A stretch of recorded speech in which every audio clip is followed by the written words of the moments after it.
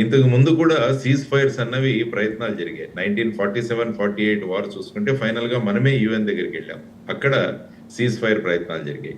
తర్వాత మీరు 1965 వార్ తీసుకుంటే అక్కడ ఉన్న 2 ఆపరేషన్స్ బేసిక్ గా భారతదేశం అమలు చేసింది. ఆపరేషన్ రిడిల్ అని, ఆపరేషన్ అబ్లేజ్ అని. ఈ 2 అయిన తర్వాత ఏంటంటే సోవియట్ యూనియన్ భారత పాకిస్తాన్ల మధ్య ఈ సీజ్ ఫైర్ కోసం ప్రయత్నించింది. సో ఆ తర్వాత తాష్కంట్ ఒప్పందం జరగడం ఇవన్నీ మనం చూసి, ఆ తర్వాత వచ్చిన విభేదాలు వాటిలలో జనరల్ గా భారత్ పాకిస్తాన్లే కూర్చొని మాట్లాడుకున్నాయి. సో ఇప్పుడు ఈ మధ్య కాలంలో 1965 టు ఇప్పుడున్న పరిస్థితులలో 2 దేశాలు కూడా న్యూక్లియర్ వెపన్స్ ని వాళ్ళు సమకూర్చుకున్నారు. సో ఇది ప్రస్తుతం ఉన్న పరిస్థితి. సో ఈ పరిస్థితిలో సీజ్ ఫైర్ అన్న దాని గురించి ఇప్పుడు క్రెడిట్ ఎవరు తీసుకోవాలి అన్నది కూడా ఒక అంశం. ఎప్పుడైతే అమెరికా ఈ విధంగా డొనాల్డ్ ట్రంప్ కానీ లేకుంటే రూబియో కానీ వీళ్ళు వాళ్ళ ట్వీట్స్ చేశారు, ఈ విధంగా రూబియో చేసిన దాంట్లో జేడీ వ్యాన్స్ నేను చాలా ప్రయత్నాలు చేశాం, అక్కడ directorate general of military operations తో మాట్లాడాం, వాళ్ళిద్దరూ అంగీకరించారని చెప్పారు, అందులో ట్రంప్ గారి శ్రేయస్సుందని వాళ్ళు ట్వీట్ చేశారు. ఆ తర్వాత ఏమైందంటే ఇమ్మీడియట్ గా చైనా రంగంలోకి వచ్చింది. మీరు చూస్తే చైనా వాళ్ళు వెంటనే మేము పాకిస్తాన్తో ఉన్నాము అని ఒక ప్రకటన చేశారు. అంటే ఇది మనం గమనించాల్సిన అంశం. సో ఇప్పుడు ఏంటంటే పాకిస్తాన్ కు ఏం చేయాలి అన్నది ఒకటేమో సీజ్ ఫైర్ చేసుకోమంటుంది అమెరికా, చైనా ఏమో సీజ్ ఫైర్ గురించి మాట్లాడకుండా మేము పాకిస్తాన్తో ఉన్నాము అని అన్నారు. ఎందుకంటే పాకిస్తాన్ పూర్తిగా వెపన్ సిస్టమ్ అంతా కూడా చైనా మీద ఆధారపడింది. ఇప్పుడు చైనాను వాళ్ళు గొప్పగా నొప్పించలేరు. ఆ తర్వాత ఏంటంటే ఐఎంఎఫ్ లో ఏదైనా కొంచెం అమెరికా ఇబ్బంది కలిగిస్తుందేమో అనుకున్నారు, కానీ ఫైనల్ గా ఐఎంఎఫ్ వారు కూడా ఆ $2.5 బిలియన్ అన్నదాన్ని ఇండియా ఎంత ప్రొటెస్ట్ చేసినా కూడా వాళ్ళు శాంక్షన్ చేశారు. కాబట్టి ఇప్పుడు ఇమీడియట్ గా మనకు రక్షకుడు ఎవరంటే చైనా. అందువల్ల చైనా వాళ్ళు మాట్లాడిన వెంటనే వీళ్ళు సీజ్ ఫైర్ వైలేషన్స్ మొదలయ్యాయి చూడండి, అదర్వైజ్ ఇది అవ్వదు. సో ఈ విధంగా చైనా అన్నది ముఖ్య పాత్ర ఇప్పుడు వహిస్తున్న ఈ సందర్భంలో మళ్ళా ఐ థింక్ 12వ తారీఖున రేపు DGMOs ఇద్దరి మధ్య మళ్ళా 12 గంటలకు టాక్స్ జరుగుతాయని మనం చెప్పాం. ఈ లోపల వర్చువల్ మీటింగా లేకపోతే ఏది DGMOs ఇద్దరు మధ్య జరిగేది అంతే వర్చువల్ ఉంటుంది. జనరల్ గా త్రూ ఫోన్ కాల్స్ ఉంటాయి మామూలుగా, వీటిలో పర్సనల్ గా కలవడం అన్నది ఈ పరిస్థితుల్లో ఉండదు. సో ఈ విధమైన మీటింగ్స్ జరిగి ఆ సందర్భంగా వాళ్ళు భారతదేశం ఆర్మీకి స్పష్టంగా ఇచ్చింది, ఎక్కడైనా వైలేషన్స్ జరిగితే మీరు ధీటుగా ఎదుర్కోండి అని నిన్న రాత్రి నుంచి చూస్తున్నాం. ఈ మధ్యలో ఏం జరిగిందంటే నాగ్రోటా అనే ఒక ఆర్మీ క్యాంప్ దగ్గర ఒక చిన్న ఇన్సిడెంట్ జరిగింది. అందులో ఈ టెర్రరిస్టులు ఉగ్రవాదులు వచ్చి అక్కడ ఫైరింగ్ చేయడానికి ప్రయత్నిస్తే మన సెంట్రీ ఒకతను గాయపడ్డాడు. కాబట్టి ఇప్పుడు భారతదేశం మళ్ళా కశ్మీర్లో యాంటీ టెర్రరిస్ట్ ఆపరేషన్స్ వాళ్ళు మొదలు పెట్టారు, షోపియాను ఈ డిస్ట్రిక్ట్స్. సో ఈ విధంగా చూసుకుంటుంటే ఇంత జరిగినా కూడా మళ్ళా ఈ స్లీపర్ సెల్స్ అన్న కాన్సెప్ట్ ఏదైతే ఉందో అది కూడా మళ్ళా ఒక్కసారి అక్కడ ముందుకు వచ్చినట్టు కనిపిస్తుంది. సో ఈ విధమైన పరిస్థితుల్లో ప్రస్తుతం మనం ఉన్నాం. మరి పాకిస్తాన్ యొక్క వైలేషన్ ని అమెరికా ఏ విధంగా తీసుకుంటుంది అంటే, ఒక పెద్ద మనిషి వచ్చి మన మధ్య చెప్పిన తర్వాత కూడా మనం వినకుంటే అతన్ని మనం తగ్గించినట్టే కదా. మరి దానికి అమెరికా ఏ విధమైన రియాక్షన్ చూపిస్తుంది అన్నది మనం చూడాల్సిన అంశం.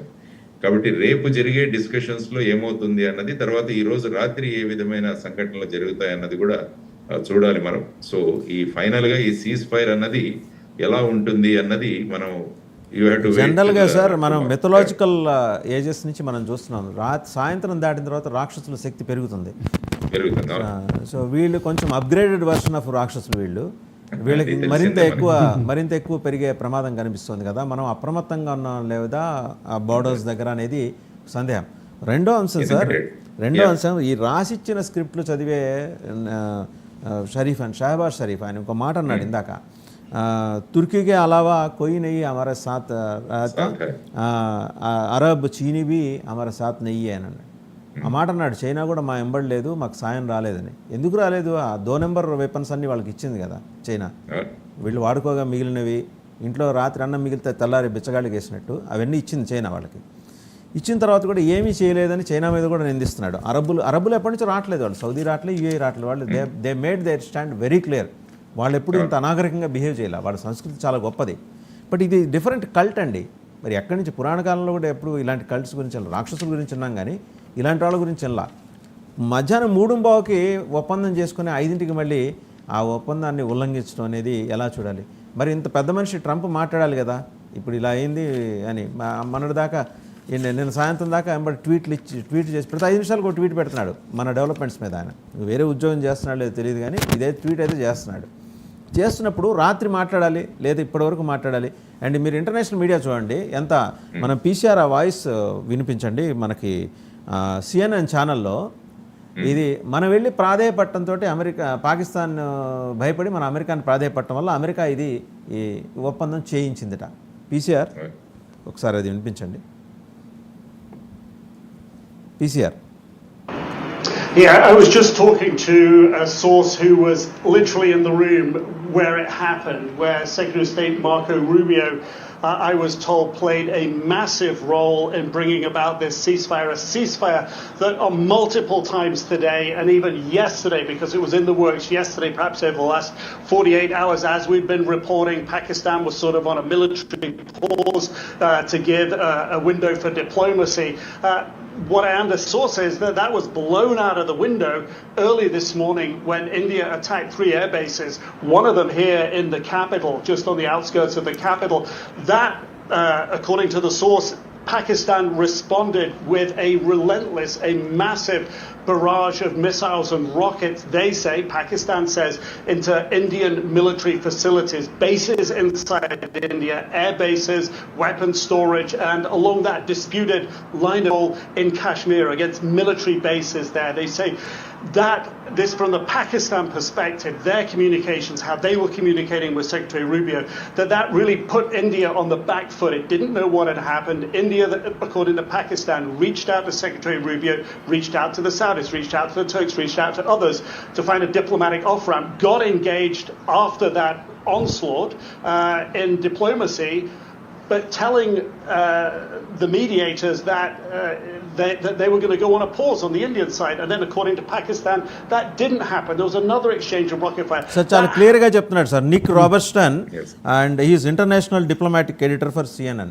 ఆయన అవుట్ రైట్గా ఒక స్టాండ్ తీసుకొని చెప్పాడు, మనం విపరీతంగా భయపడిపోయాం, మన వణుకు చూసి ఈ చివరికి ప్రపంచ పోలీసు ముందుకు వచ్చి ఏం పర్లేదు నేనున్నానని చెప్పి ఆయన ట్వీట్ చేశాడు. This is how they are reporting అండి. పూర్తి వక్రీకరణ ఇది. అదే CNN చూసుకుంటే దానికి ఇక్కడ ఇది వైర్ అని పత్రిక ఉంటుంది. CNN లో వచ్చిన ఆర్టికల్ వైర్ లో కూడా పబ్లిష్ చేసిన తర్వాత భారత ప్రభుత్వం దాని మీద చర్యలు తీసుకున్న తర్వాత మళ్ళీ వైర్ లో ఉన్న ఈ ఆర్టికల్ తొలగించిన తర్వాత వాళ్ళని మళ్ళీ రిస్టోర్ చేశాం. కానీ అప్పుడు కూడా వైర్ ఏమంటాడు, CNN లో అది అలాగే ఉంది, మీరు మమ్మల్ని తొలగించి ఏం చేస్తారంటారు. అంటే ఈ విధంగా వీళ్ళ అభిప్రాయాలు ఉంటాయి చూడండి. సో ఆ తర్వాత ముఖ్యంగా మనం చూడాల్సిన ఇంకొక అంశం ఏంటంటే, నిన్న ఈ సందర్భంగా నేను ఒక ట్వీట్ చేశాను. దానిలో నేను ప్రధానంగా చెప్పింది ఏంటంటే, మన గత అనుభవం సీజ్ ఫైర్ ఏదైతే ఉందో దాని తర్వాత అది పాకిస్తాన్కు మళ్ళా టెర్రరిజాన్ని మళ్ళా ప్రోత్సహించడానికి సమయం ఇస్తుంది ప్రతిసారి. ఫర్ ఎగ్జాంపుల్ మీరు నక్సలైట్లకు కూడా మనం 2004వ సంవత్సరంలో టాక్స్ పిలిపించాం. ఆ తర్వాత మనం కూడా సీజ్ ఫైర్ అన్నాం ఆంధ్ర ఒరిస్సా ఈ బార్డర్స్ లో. అక్కడ ఆ మధ్య కాలంలో మళ్ళా నక్సలైట్లు రీగ్రూప్ అయ్యి వాళ్ళు మళ్ళా మన మీద చర్యలు తీసుకోవడం మొదలుపెట్టారు.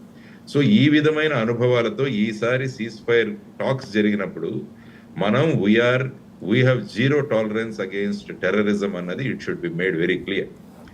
రెండవది వచ్చేసి పాకిస్తాన్ లో టోటల్ టెర్రరిజం ఎలిమినేట్ చేసేంత వరకు కూడా ఇంటర్నేషనల్ ఒక బాడీ మానిటర్ చేస్తూ ఉండాలి. ఎందుకంటే పాకిస్తాన్ ఎప్పుడు చెప్తుంటది మా దగ్గర వారు ఈ టెర్రరిస్ట్ ను చంపేశాం ఆ టెర్రరిస్ట్ చంపేశాం అని, కానీ మళ్ళీ వాళ్ళు రీఅపియర్ అవుతుంటారు.